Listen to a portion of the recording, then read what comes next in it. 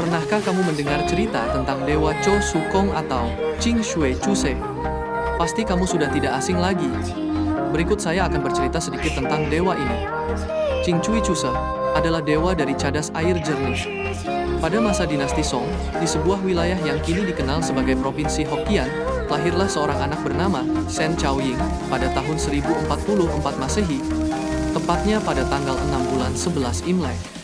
Sejak kecil, ia menunjukkan bakat spiritual yang luar biasa dan pada usia muda, ia memilih jalan sebagai seorang biksu. Chen Chaoying pergi ke Gunung Taqingshan, di mana ia berguru kepada Mingsong Chenxi, seorang guru Zen terkenal. Melihat bakat dan ketekunan muridnya, sang guru memberinya nama baru, Ozu atau Fociok, serta mewariskan kepadanya jubah dan patra sebagai simbol kebijaksanaan dan kasih sayang dalam ajaran Buddhisme. Dengan tekad kuat, ia berjanji untuk mengabdikan hidupnya demi kesejahteraan umat manusia. Penyembuh dan pembawa hujan.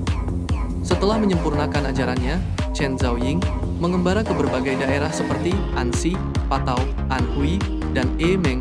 Di sana, ia dikenal sebagai tabib yang mahir dalam menyembuhkan penyakit serta orang yang mampu mendatangkan hujan pada saat kemarau panjang. Karena perbuatan mulianya, ia menjadi sosok yang sangat dihormati oleh rakyat. Ia kemudian bertapa di sebuah gua yang memiliki mata air jernih, yang kemudian dikenal sebagai Qing Shuiyan atau Qing Shui Giam atau kadas air bersih. Dari tempat inilah, ia terus membantu orang-orang dengan air suci dan meditasi penyembuhannya. Karena kebajikannya, ia kemudian dikenal dengan gelar Qing Shui Chuse, yang berarti dewa dari cadas air jernih, ujian dan wajah hitam legam. Dalam perjalanannya sebagai seorang suci, ia menghadapi berbagai cobaan, termasuk gangguan dari makhluk gaib dan iblis. Suatu hari, saat ia bertapa di gua Qing Shuiyan, iblis-iblis menyerangnya hingga ia jatuh ke dalam sebuah lubang yang dalam. Ia terjebak di dalamnya selama 7 hari 7 malam tanpa makanan maupun air. Namun, dengan kekuatan spiritualnya, ia tetap bertahan. Ketika akhirnya ia keluar dari lubang tersebut, wajahnya telah berubah menjadi hitam legam, sebagai tanda dari penderitaan dan ujian yang telah ia lalui. Sejak saat itu, ia juga dikenal dengan sebutan Humian Chuse, atau dewa yang berwajah hitam. Dewa yang memberi peringatan.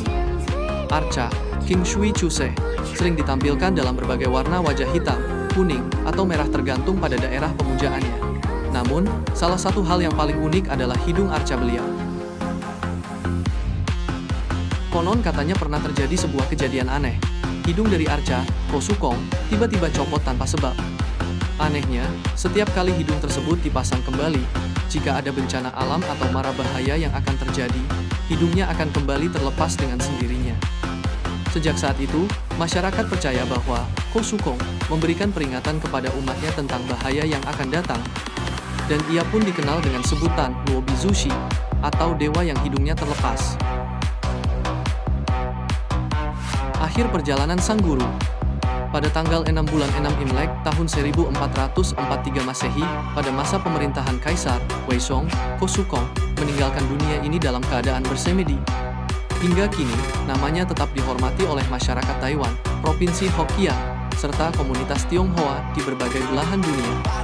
Dengan penuh penghormatan, banyak orang masih memuja Qing Shui Chuse, memohon perlindungan, penyembuhan, serta pertolongan dalam menghadapi berbagai kesulitan hidup. Bagaimana menurut kamu tentang cerita ini? Apakah ada yang kamu ketahui tentang Cho Sukong? Ditulis di kolom komentar ya.